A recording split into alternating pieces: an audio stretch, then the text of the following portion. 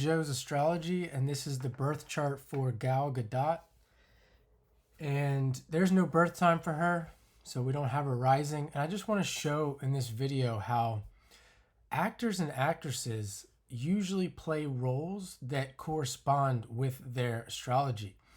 And she's played roles that have to do with her as essentially as a warrior or a fighter for the most part. And we can see here she has Venus and Mercury in Aries, that the sign that is ruled by Mars. And if we look at that Mars, we can see there the Mars is pretty close to that north node where she's headed. And it's moving away from that north node. So this is potentially somewhere where she's been before. And if we look at the south node where she's coming from, we see the south node has Saturn right there on the south node in Scorpio, and it's making an opposition to that Mars, that Saturn. So we have this Saturn Mars influence as well, and we can look at the aspects to Mars. We can see that this moon is close to 8 degrees. It's making a square to that Mars. Her Pluto is making a almost exact inconjunct to that Mars.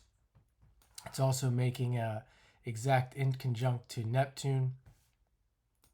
It's making a sextile back to that Venus in Aries as well. So lots of Mars and Saturn influence in this chart. And we see currently in the news that there was an incident that had to do with what's going on in the world with wars and countries. And right now she has Venus and Mercury are both retrograde right around this Venus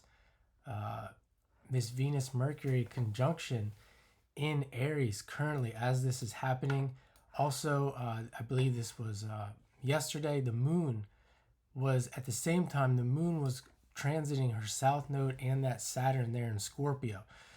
So very interesting. She may have, this is where I would say that a person can be living their life and have absolutely no idea about these underlying things, why they're happening.